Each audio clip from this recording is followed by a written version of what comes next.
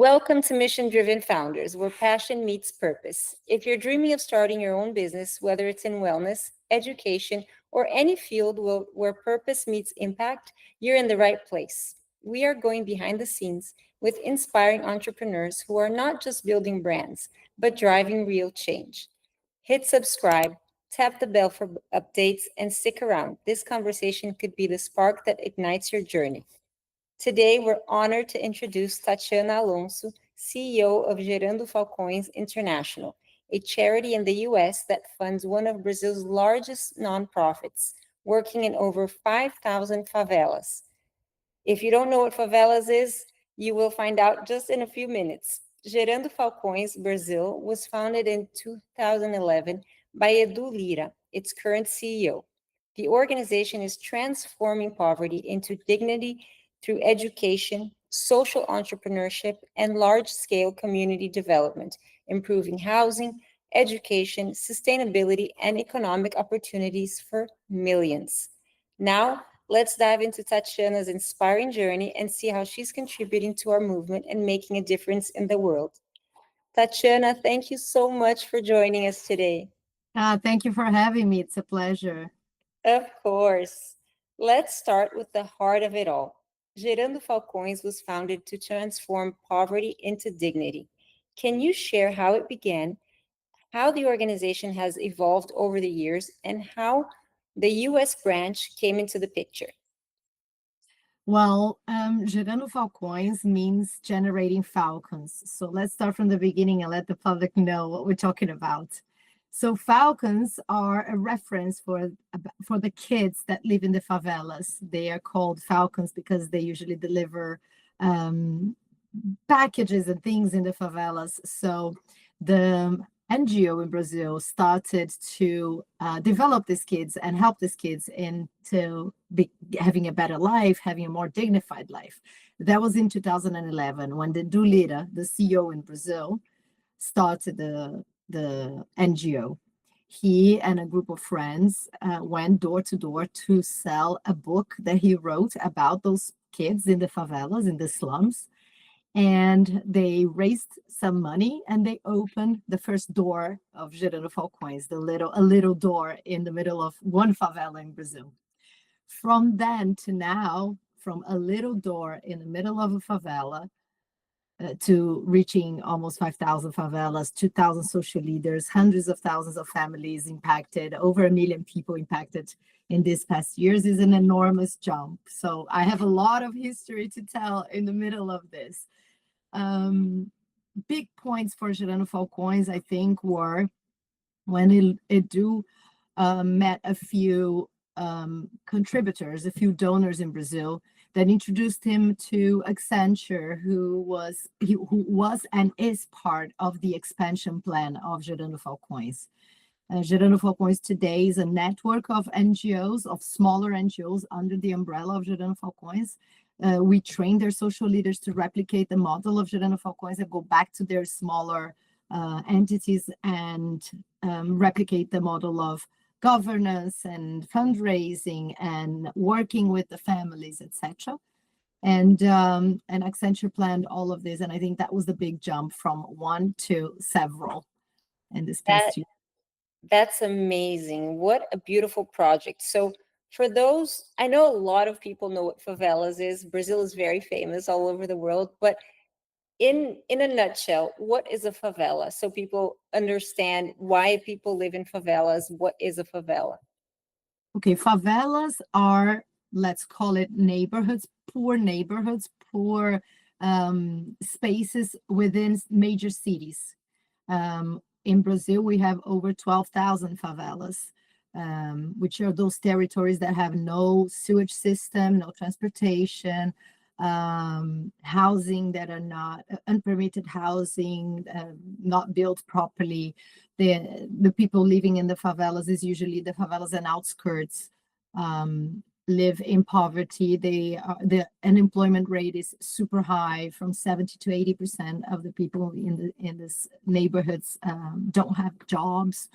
And of course, the income of these people is very low, and education as well. So we describe favela as a physical place, a physical neighborhood within a city where everything that we have and that we take it for granted doesn't exist. They don't have, many of the houses don't have windows, many of the houses don't have toilets, many of the houses don't have food, obviously, because that's the place. So what we try to achieve is to change physically these neighborhoods and also emotionally and mentally the people that live in them. Sometimes they are in the third, fourth generation of people living in the slums, in the favelas. And it's also a mental work that we have to do for them to understand that they have an opportunity, that they can get out of poverty, that they can thrive in life. That's incredible. And how many people today work in Gerando Falcões in Brazil? Volunteering and just, helping. What's the size of the team? It's a huge organization, one of the biggest in Brazil, Yeah, right? to be honest, I wouldn't know how many people exactly, because as I said, Gerando Falcões is a network of NGOs. So within Gerando Falcões, our main core business is, I would say, a few hundred people. But within the network, you have the smaller NGOs where you have the social leader, you have mentors, you have psychologists, you have volunteers, you have professionals that give professional courses. So it's an infinity of people. I wouldn't know how many people it would be, but it would be thousands of people. What a fantastic infrastructure you guys have created with this. The NGOs, like the umbrellas and all the NGOs below it. I love that. That's Yeah, incredible work. if I can give you an example of one of our projects, we have several projects, but one of them, it's called Favela 3D, which means digital, developed, and developed digital, and yeah, I forgot the third D. Edu is gonna kill me. But anyway, the Favela 3D is the refurbishment, the physical refurbishment of the favelas. So we changed the housings, we built sustainable houses, sometimes made of recycling materials. In one of the favelas, we used recycled toothpaste tubes to make the walls of the houses. And we make public partnerships, public and private partnerships with the government to do sewage system on the favelas, transportation. We make agreements with the schools around the area to bring the kids back to school, with universities to make professional courses for the young adults.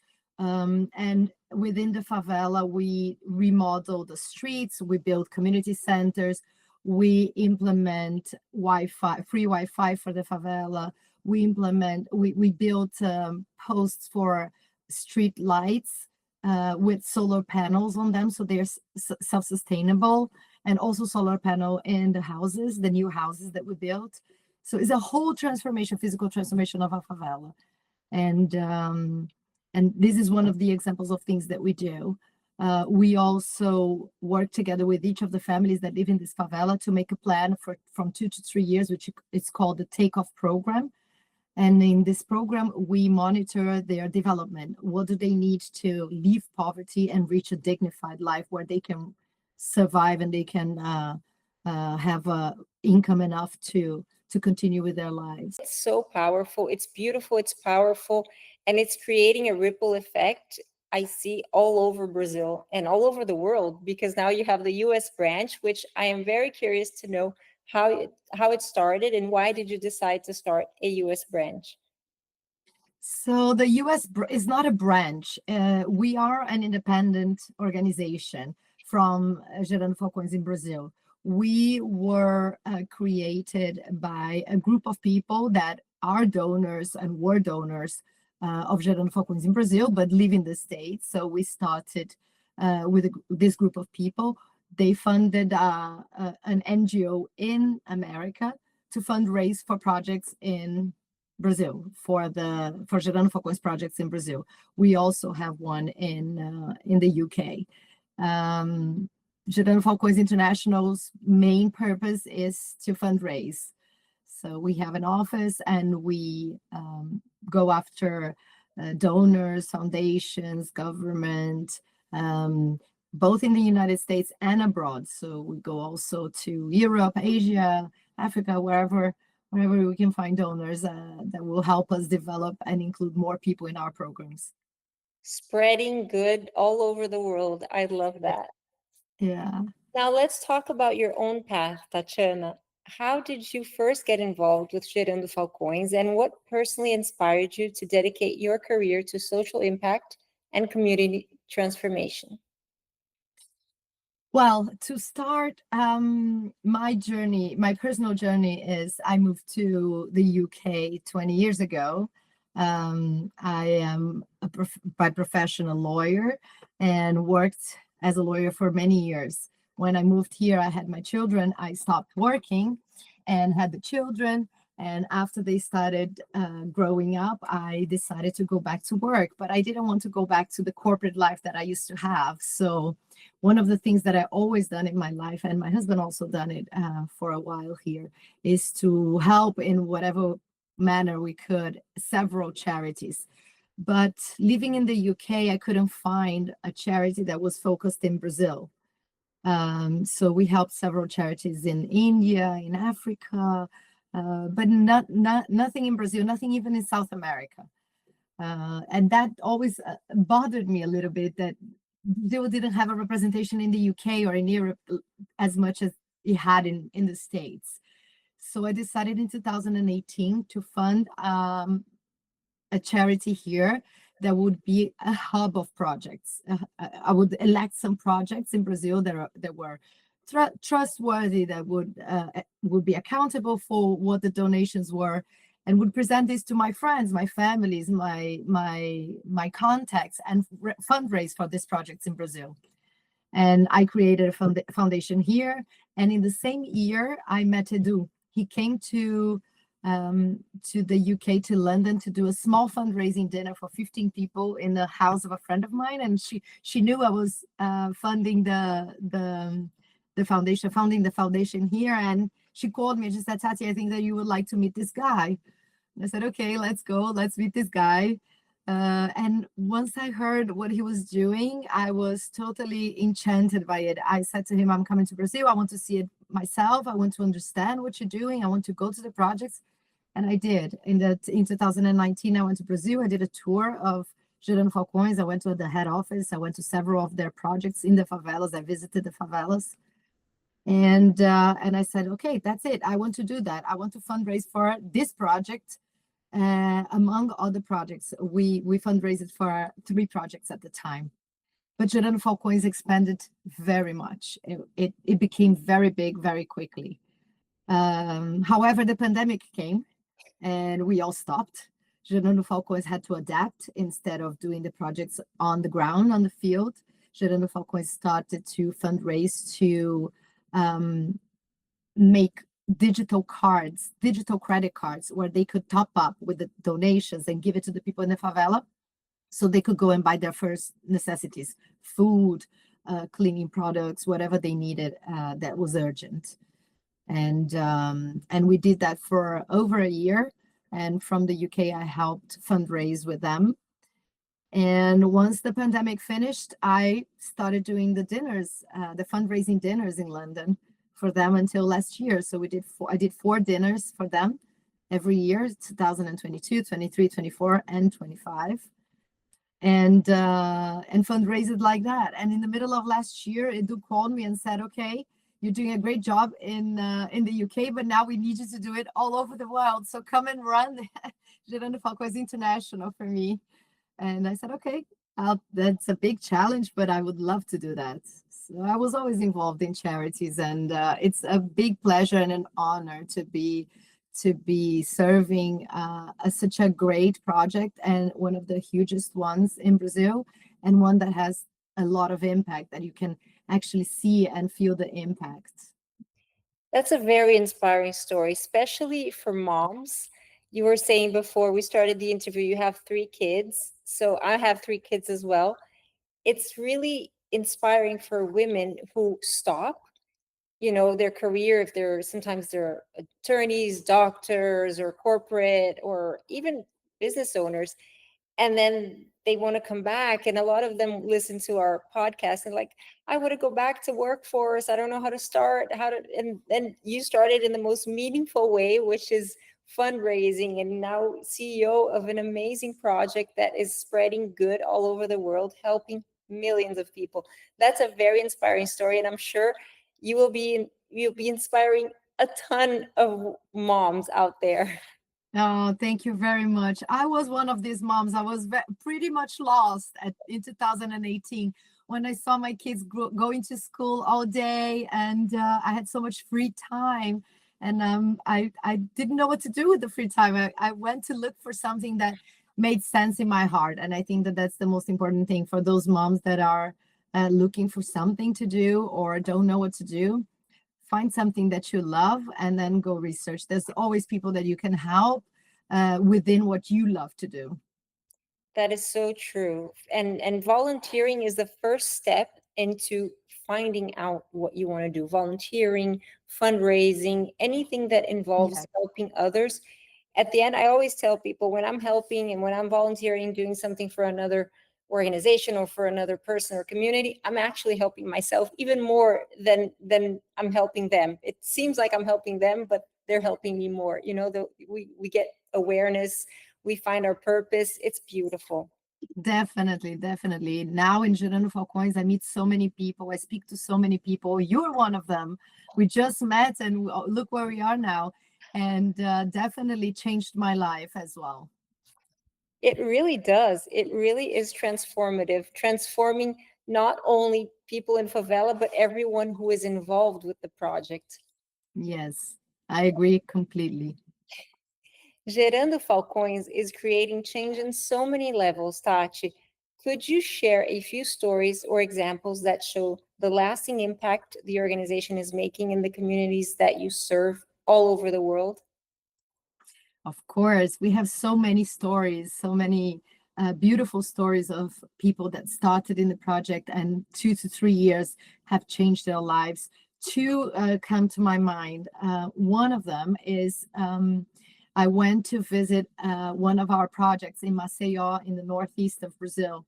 It's a community that lived by a lagoon called Maraú, and this community lived in shacks, in wooden shacks by the water, and they used to fish mollusks, and the whole community, that was the only source of income for the community, and they paid like cents, nothing, for the mollusks that they used to fish out of the lagoon. And Gerando Falcões did a partnership with the local city hall, where the city hall built some buildings right beside where they used to live, and they moved the slum. They took out the shacks, they destroyed the shacks, cleaned up the place, and moved the people to the buildings. But what they didn't do, and that's when Gerando Falcões arrived and entered the project, is that they moved the people, but they didn't accompany the people. They didn't help them understand what was their new reality. So you had people like that used to raise pigs by the water, and now they were raising pigs in the building because that's what they knew how to do. Some other people were collectors of collect cans and foil and things like that to recycle, and they used to collect and put everything by their houses, and now they were putting in the hallway of their building because that's where the new place was. So it was a big difficulty. And Gerando Falcões came with social workers, with psychologists, with people that would sit and talk and help them live their new reality. But also the story of two girls in that building that I went to visit. They were two sisters, and they had about, I think they had 5 kids between the two sisters already. They were 20 something years old. Third generation living in the lagoon. Their parents and their grandparents also lived there, and they were telling me that when they were living in the lagoon, they didn't have a toilet, and the lagoon was the toilet. So when they moved to the apartment, they didn't really know what a toilet seat was for, and they were washing their plates and cups in the toilet seat because that was something with clean water that they didn't have They never had that, so they didn't know what was for. And only after they realized what it was for. And that story really struck me as, how can you, in the middle of, in 2025, well, it was 2023. In 2023, in the middle of a major city, which is Maceió, and the favela is right in the center, and you don't know what a toilet seat is for. What's the purpose of a toilet seat? This struck me as like such a difference, such a thing that, how can we have this kind of thing still to today? And Gerando Falcões has been working with them, and these two girls now, they're producing soap. They learn in one of the courses how to make soap, and they're selling their soap, and they have income, and their children are back in school, and they're working, and they are living in the apartment. They're having a much better life. They went back to university to learn more, and it really changed their lives, from living in the lagoon to having a prosperous life. It was one of the stories that struck me.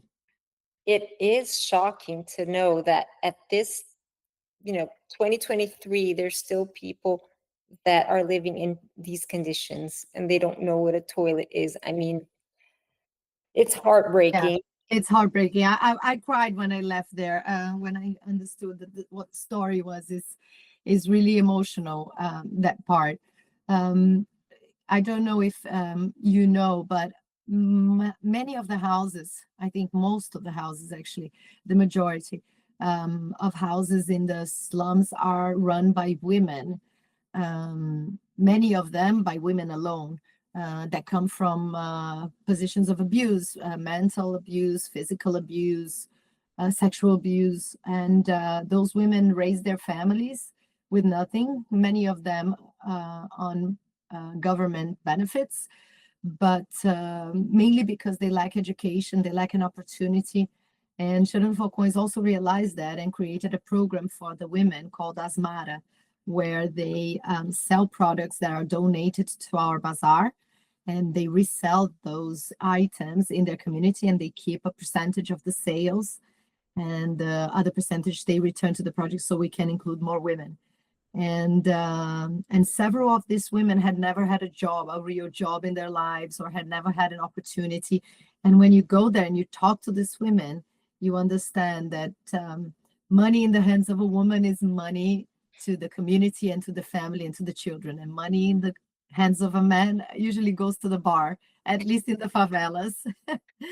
So That is so true. Like yeah. the woman who is raising the children on her own, she's making a miracle happen with the little money, with the little, the living conditions she has. So I agree. And it's hard to say that, but it's true. In Brazil, I know that in favelas, the money, if you give it to the men, it will go just like that. Like the story in Bangladesh, right? Muhammad Yunus, Yes. Anchor to the Poor. I cried and I read that book like 5 times. Yeah. It's so It's an unfortunate situation, but it is the reality, and we work to change this reality. So we have to acknowledge it, and build tools to get out of it, to lift this woman up. beautiful. So the GFI New York Benefit Dinner is coming up soon, which is a fundraising event that you're going to have in New York. And that is so exciting. Can you tell us more about this event? And for those who can't attend in person, how they can still support through donations or the online auction? Also, what other events are on the horizon and where will they take place? Tell us all about the events. Oh, that's the good part. That's the party part. We get together every year in London, New York, and Miami to fundraise for the projects of Gerando Falcões. We've been doing that for 5 years now. And it's always great to see Brazilians meddling with international people and showing what we are about. We do have favelas and we do have poverty, but we also do have projects that are amazing and help those people. And we have several stories of resilience, of overcoming all the situation and succeeding. And that's the good part. That's what we show in those events. In New York, we're going to show what our plans are for the future. Our next aim is to take 1 million people out of poverty in the next few years. And we got funding for that. And the money that we raise abroad is to expand those projects and support the institution, which is great. So it's going to be on the 6th of October in New York. We are sold out of tickets, but if anybody wants to still support, and any donation, I mean anything, any donation is super helpful in Brazil. The exchange rate is 6 to 1, more or less. So every dollar that you donate will make a huge difference. It doesn't matter, $1, $10, $100 or $1 million. Everything is helpful. We have a website, and if you can share the link later on with Yes. your public, that would be great. Our website has a donation page where you can donate the amounts described therein, or you can donate any amount that you want. And we also have the online auction with over 50 items that people can bid for and can participate that way in the dinner. Just a comment here, the items of the online auction are only delivered in New York. So just so you know. I mean, if it's a voucher or if it's something online, then okay, of course, it's going to be delivered to you. But if it's a physical item, it can only be delivered in the city of New York. I love the online auction. I was looking at all the destinations. I was like, okay, Tuscany, Yeah, Puerto Rico, Caribbean. yeah, I it's love that. amazing. Oh, and Amazing. we have an upcoming event as well, fundraising dinner in Miami on the 1st of December. It's going to be during the Art Basel week, is the art fair week in Miami. It's a very busy time in the city. And we do on the first Monday of that week, So 1st exciting. of December. So exciting because Brazilians also love to have fun. And you guys have a million reasons to celebrate all the beautiful work that you are doing, impacting not just the Brazilian favelas, but the whole world. So, yes, celebrating is important. Yeah, celebrating the victories is as important as explaining the problem, right? Exactly. And a big focus of your work is training and empowering social leaders. Why is leadership development so essential to breaking cycles of poverty? And more broadly, how do you see initiatives like our CMB certification program, which values transparency, education, sustainability, and social impact, aligning with your mission at Gerando Falcões? I think we are so aligned in our values that I had Yes. to ask this question. Yes, I think that the importance of educating social leaders is to expand quicker our mission. If we try to do ourselves, we won't have the manpower to go everywhere. But if we train people that are already from those places, they return, they replicate the model, they expand in a much quicker and effective way. One of the problems that we have in the slums is that everything that is brought from outside is rejected by their residents. So when the government comes and says, we're going to implement this program for poverty, if they don't sit and listen to the people that live in the slum and understand their problems and how they live, it will never work. That's why so many governmental plans failed in the past. Gerando Falcões goes with the local social leader, sits with the community, listens to their problems, and then develop a plan for that favela. So it starts from the inside to the outside. And I think that that's the beauty and why we are more effective than other programs, is because we actually are doing with the people, for the people. And it's funny because this is an English saying, right? For the people, with the people, something like that. But it's exactly what we do. We go there, we sit with them, and then we understand what they need. And It's I think that our alignment with your certification is 100%, because your certification is about excellency and transparency, and that's what we aim for. We are very transparent with our accounts. We publish them every 3 months in our website in Portuguese. The accounts are open. We are audited by KPMG every year for the past 10, I don't know how many years, more than 5 years. And every kind of certification that is provided to companies is important to show what their values and how they work. It's a witness of their good work and what they want to achieve. And it's so true what you're saying about the education piece, the transparency, and getting to know the people. Because I think that the main issue with governments is, okay, they have good intentions, but to implement a project or a rule or a law, and if you don't know the culture, like you know the culture of the favela, you know how they have, how they think, how they work for generations. It's not something that, it's not a new neighborhood. It's not something that just showed up. It's something that exists for how many years? I don't even know historically how many years we've had favelas in Brazil. So if you don't listen to the people, and if you don't have someone, a leader inside the favela, you can't implement anything, right? Exactly. We have favelas since we abolished the slavery in Brazil, and when the slaves became workers, they didn't have a place to live, so they started accumulating houses in areas that uh, were not used yet, and that's how the favelas started. And since then, they continued the same, and that's very true what you said. It's yeah, It's important. It's important to it the is. awareness. It's when we talk about awareness, it's not just awareness like meditation and all that. It's really No, knowing yourself, your public, and the community, and how to educate them, because education seems easy, but it's not just opening a textbook, right? no, and also Brazil is so big. There's so many different regions, and we understand favela, but every favela is different. Every region is different. What the problem of a favela in the northeast of Brazil is completely different from the problem in the south. One place is hot, the other place is cold. The people are different. The way of living is different. So Brazil is a country with many countries inside.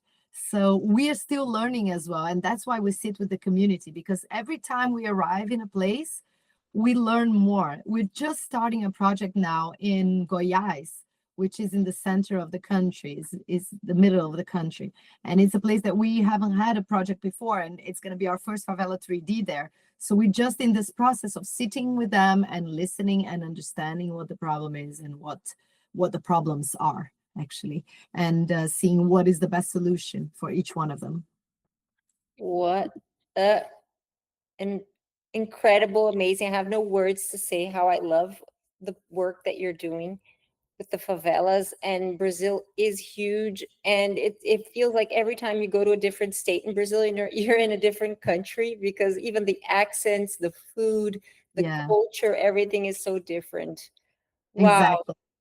amazing. Thank you, Tatiana, for sharing your inspiring journey and for all the work that you do to create a more conscious world. You've shown us how businesses can truly be a force for good.